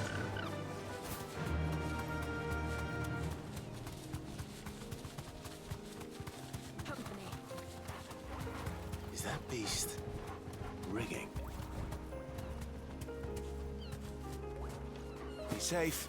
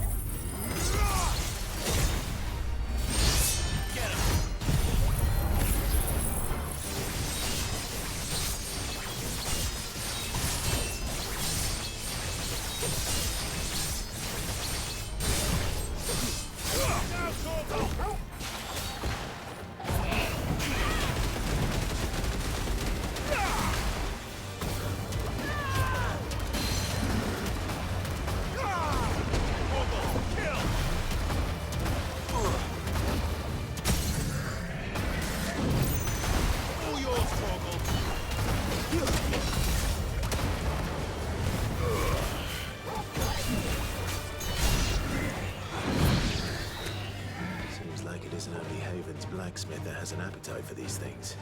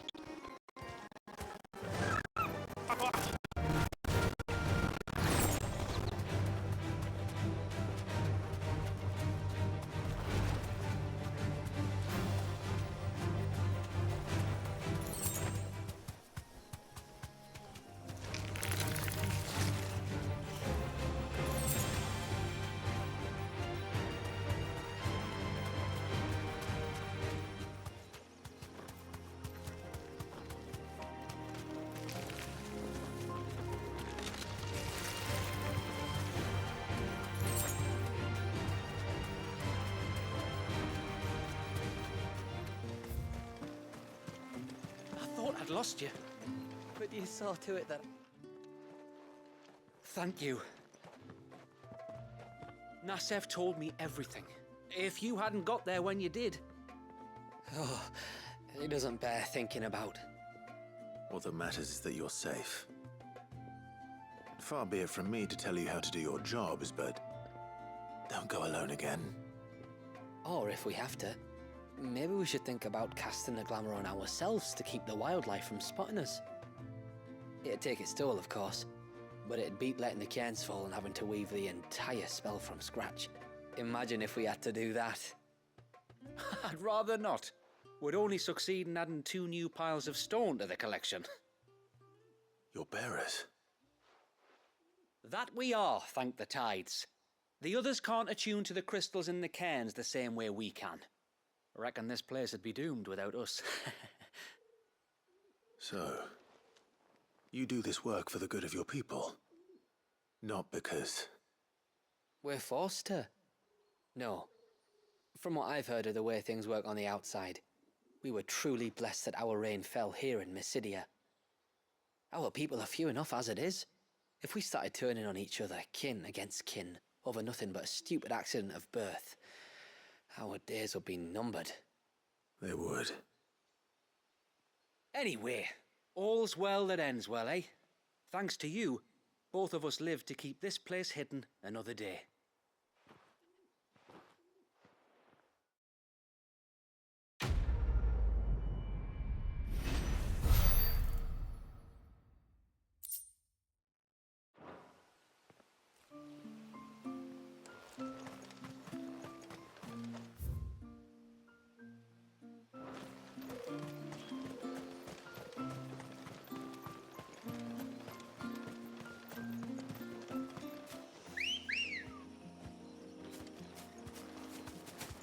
Let's go. Fly, Ambrosia.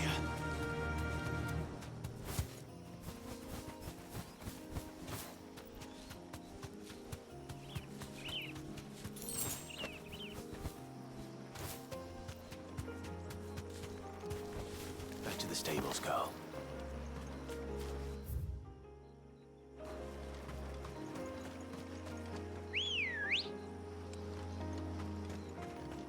Come on.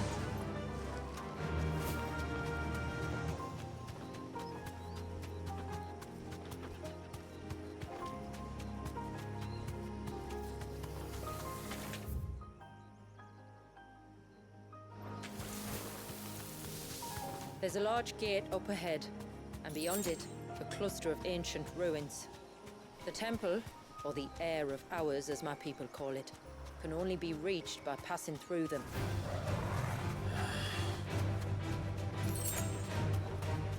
The forest is crawling with life, most of it hungry, which is why we make sure this gate stays shut. And why you carry that impressive-looking axe, I presume? Noticed her, have you?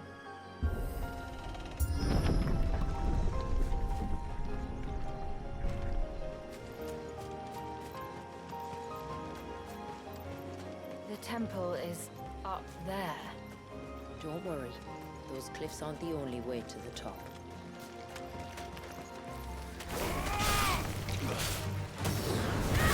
This one!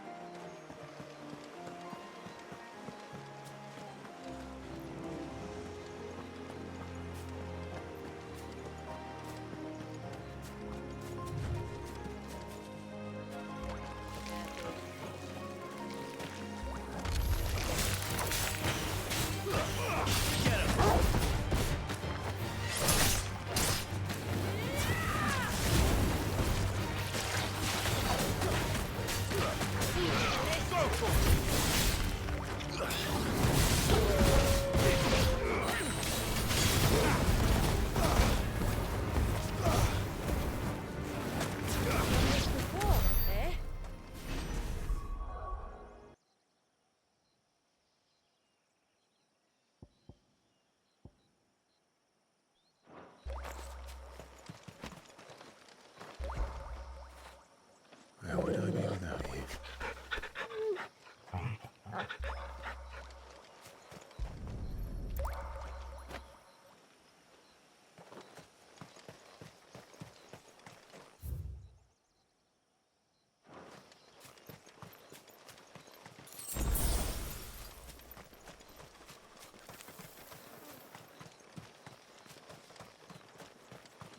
Are these the ruins? Yes. As far as we can tell, they're part of the same complex as the temple itself. To think of all the people who must once have lived here.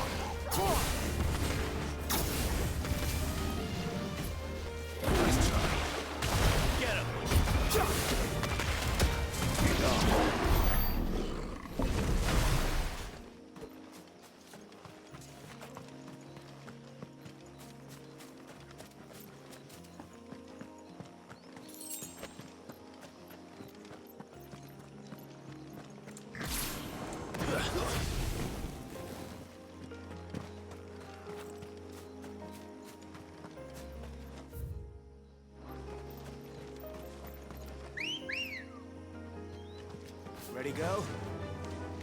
Fly, Ambrosia.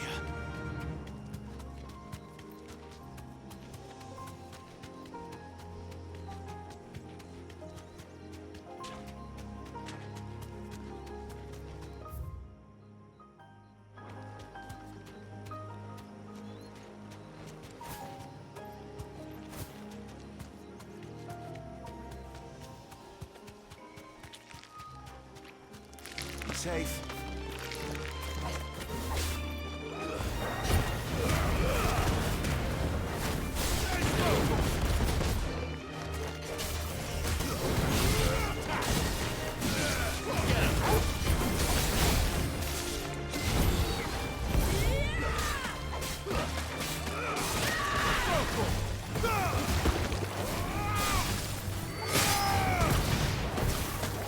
Get him!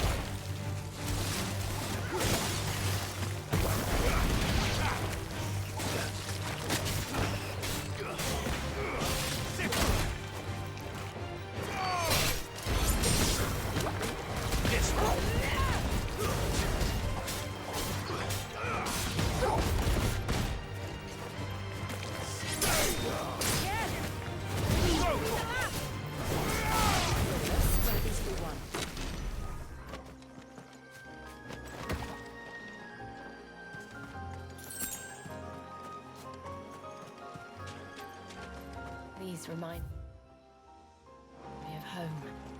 You're from the north, then? Yes. And no.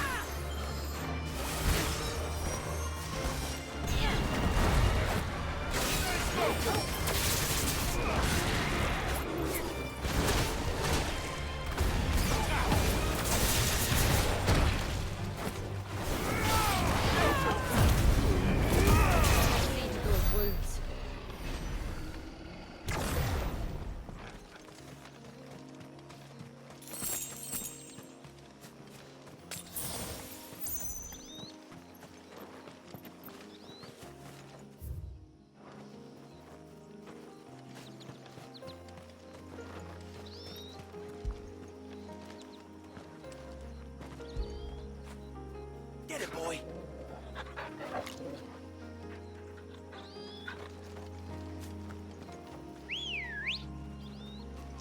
Come on.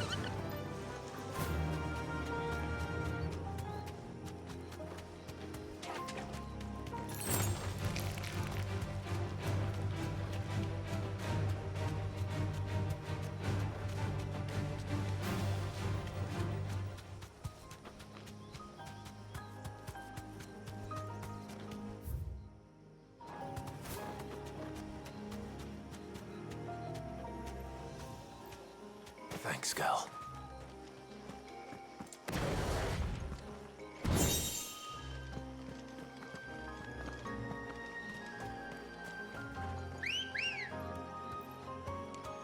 Good girl. Faster!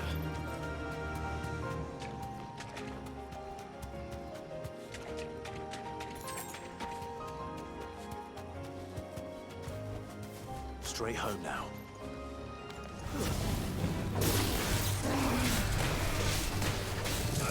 Over here!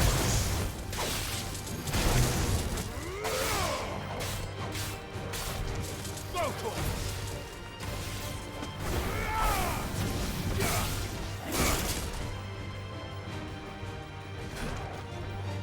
Get him!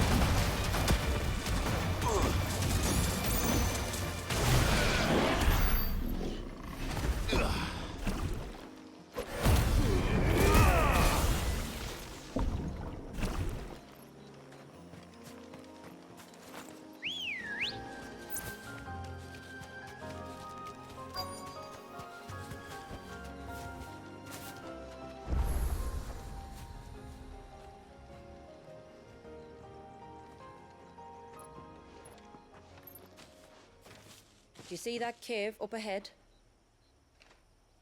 Whoever lived here carved a flight of stairs into the stone within. A way to the top. And whatever it is that awaits us there.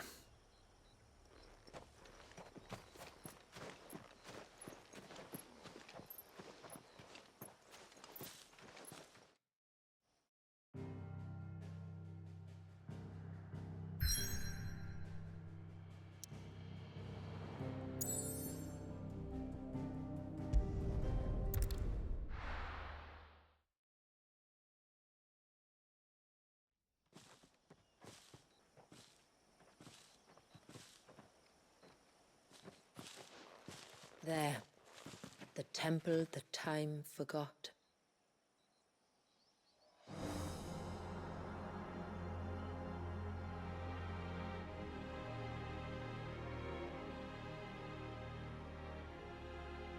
And the Varys inside. Yes. You can see the spell's path from the nave.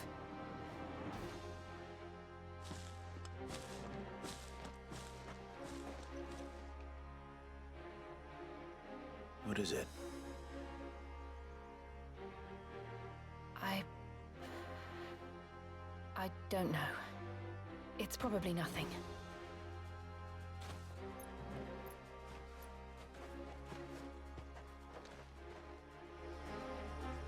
Forgive me, but why build the Vare here? The spell was originally meant to be cast on Drake's Eye, and this was the only place with an unbroken line of sight.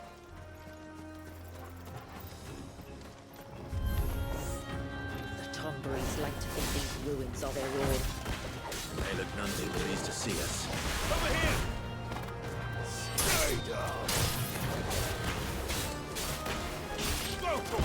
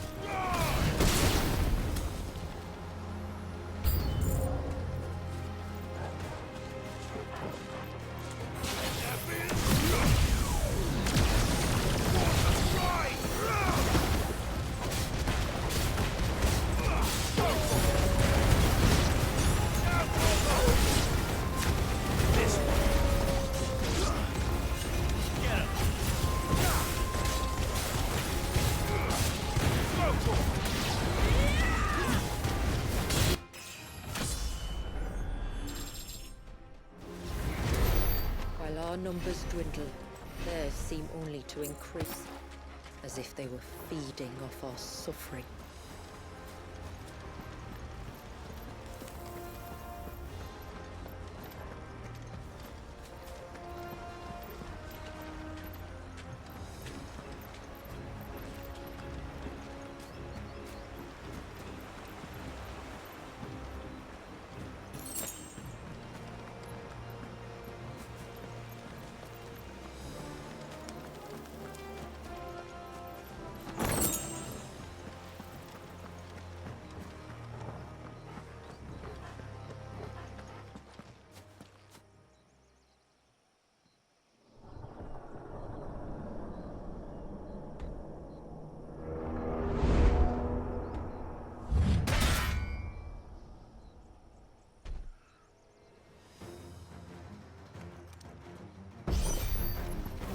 Could this be their leader? You're more than welcome to ask. This one! All yours, Torgal!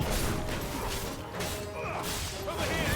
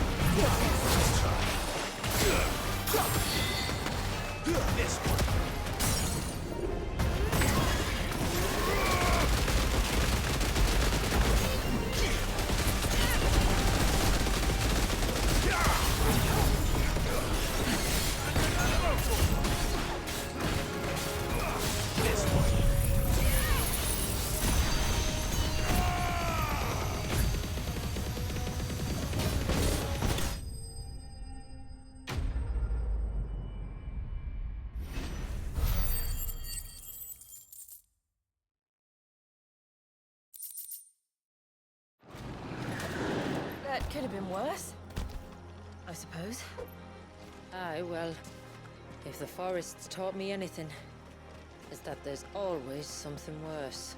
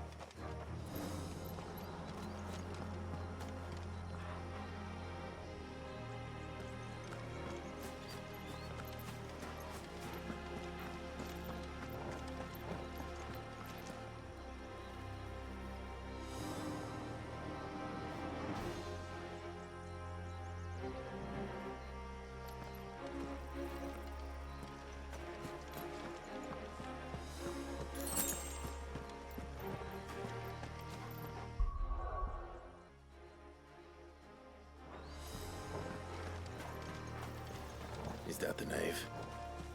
Just inside the dome, yes. But it's what's out here that worries me.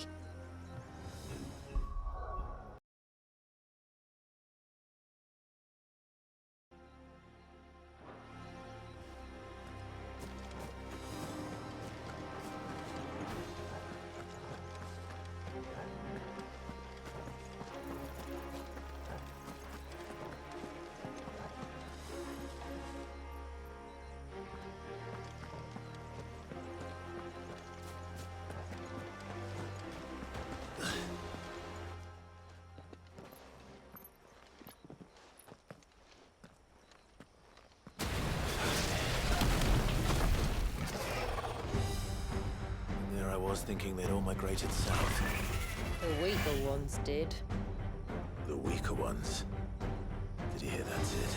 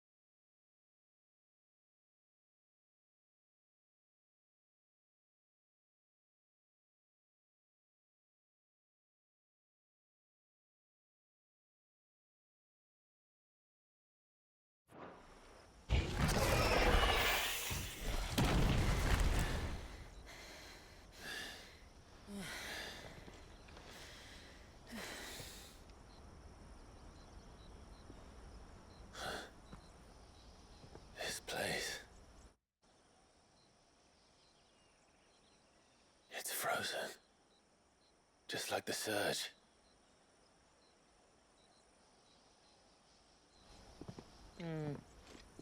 Another of my ancestors' sins. Shall we?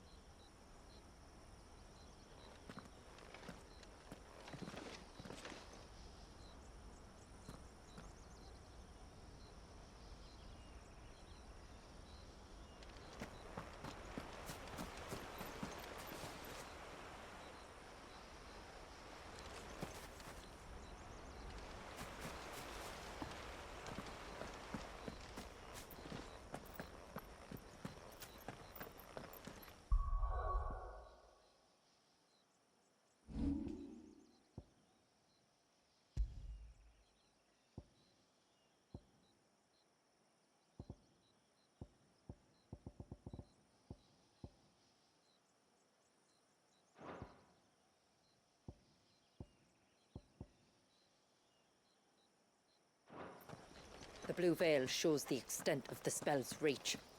But I can feel its ether from here.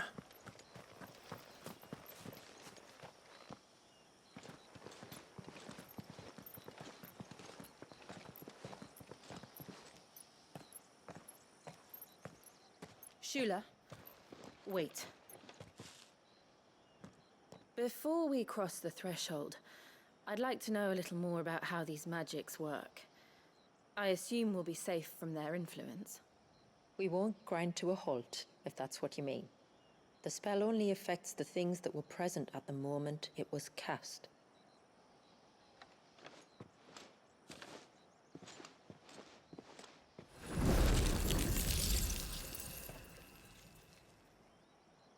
You see?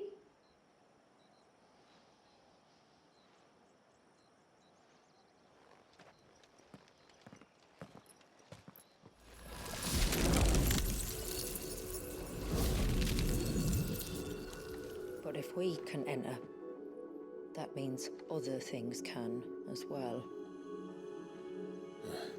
Like the ones we saw on the way here. And worse, probably.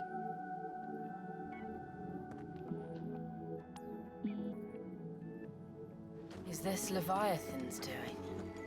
Well, it certainly wasn't ours. When he realized my ancestors were attempting to cast a spell from here, he made to destroy the temple. And almost did by the looks of it.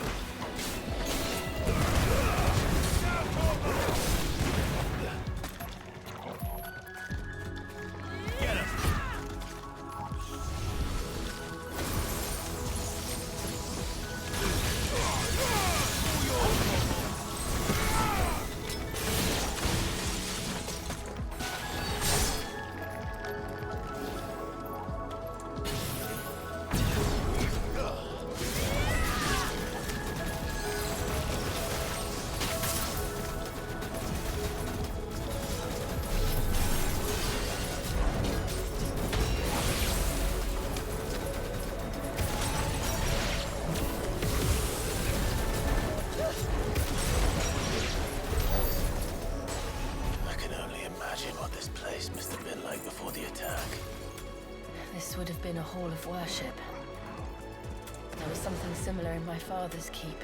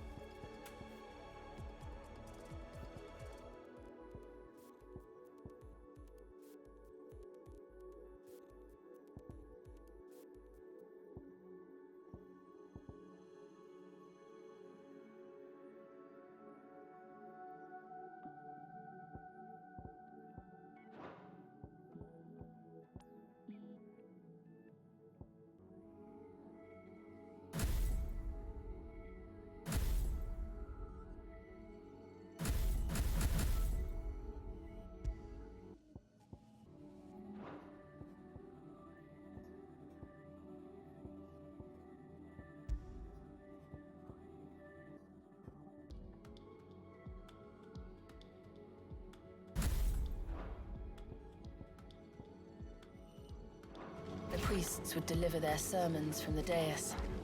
Your father?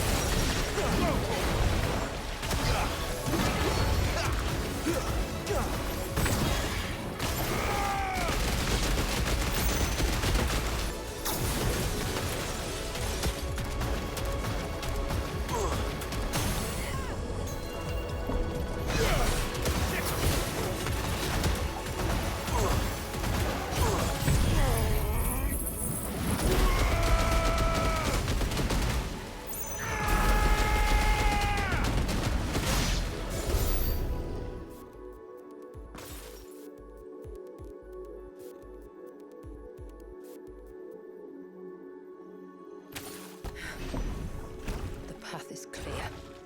One last climb, then.